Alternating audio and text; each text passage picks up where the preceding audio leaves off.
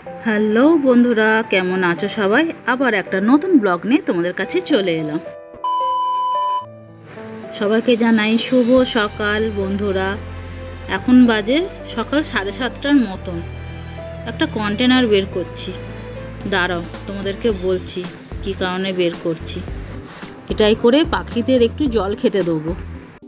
আমার এখানে একটা তুলসী গাছ আছে, তো ওই তুলসী গাছে জল দিলে পরে পাখিগুলো এসে ওই জলগুলো খায়, তাই এই কন্টেনারে করে একটু জল দিয়ে রাখলাম ওদের জন্য। আগের বছরও দিয়েছিলাম এইভাবে। আজকে আকাশটা পুরো মেঘলা হয়ে রয়েছে, আর এই যে আমার ন্যাড়া তুলসী গাছ, এটাতেই জল দিই, পাখিরা এসে এইখান থেকে জল খায়। আজকে আর লুচি পরোটা করতে কিছু ইচ্ছা করলো না, তাই বাবুকে বললাম যে বাবু পাউরুটি খাবি, ডিম পাউরুটি? তো ও তো এক কথায় রাজি, তাই আজকে টিফিনে ডিম পাউরুটি বানিয়ে ফেললাম।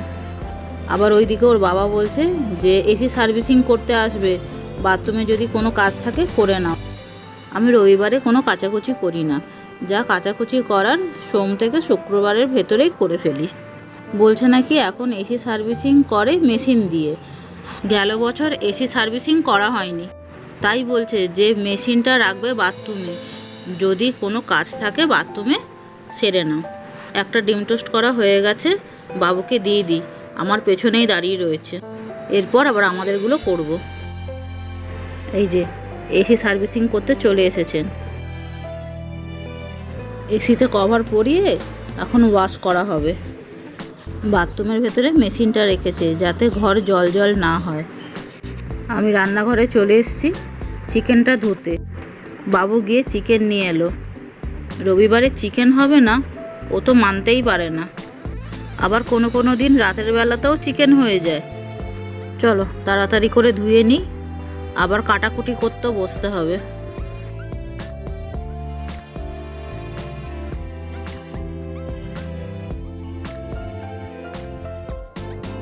ভালো করে পরিষ্কার করে চিকেনটা ধুয়ে নিয়েছি।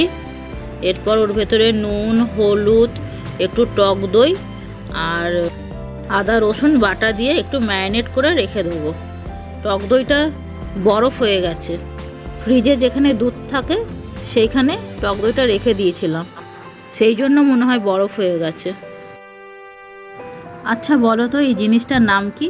যদি কেউ এই জিনিসটার নাম জেনে থাকো আমাকে কমেন্ট করে জানিও।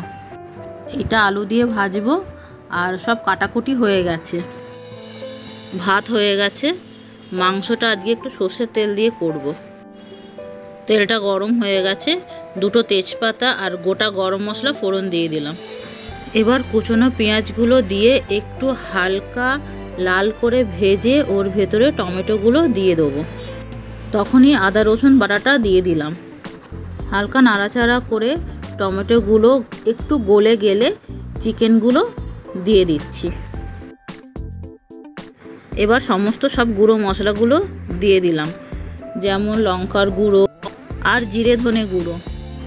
আজকে চিকেন রান্নাতে এক ফোঁটাও জল দেবো না, চিকেন থেকে যা জল বেরাবে ওই দিয়েই চিকেনটা রান্না হবে।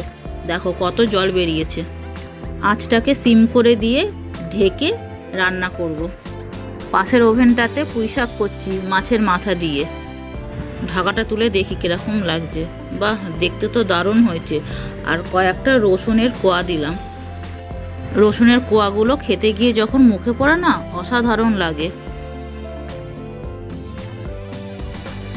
একটু ফুটে গেলেই চিকেন মশলাটা দিয়ে দিচ্ছি, আর একটু গরম মশলা দেবো, দিয়ে একটু ভালো করে নাড়াচাড়া করে, দেখো কি সুন্দর সিদ্ধ হয়ে গেছে, নাড়াচাড়া করে ঢেকে দেবো।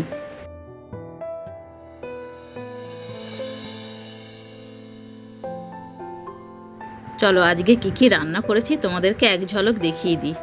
এখানে ভাত করেছি প্রেসারে, ফ্যান গেলেছে কিন্তু। এটাতে আছে চিংড়ির মাথা বাটা, আর আছে এটাতে পুঁইশাক চচ্চড়ি মাছের মাথা দিয়ে, দেখতে দারুণ হয়েছে। নিজে রান্না করেছি নিজেই বলছি।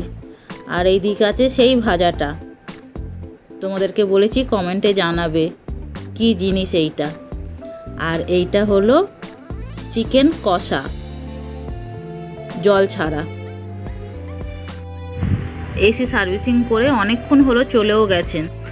এটা বাবুর জন্য বাড়ছি, বাবুকে আগে দিয়ে দিই, তারপরে আমাদের জন্য বাড়বো।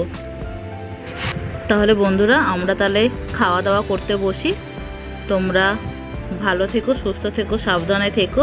আর আমার এই ভিডিওটা ভালো লাগলে প্লিজ একটা লাইক দিয়ে কমেন্ট করো। দেখা হবে অন্য কোনো আরেকটা ভিডিওতে।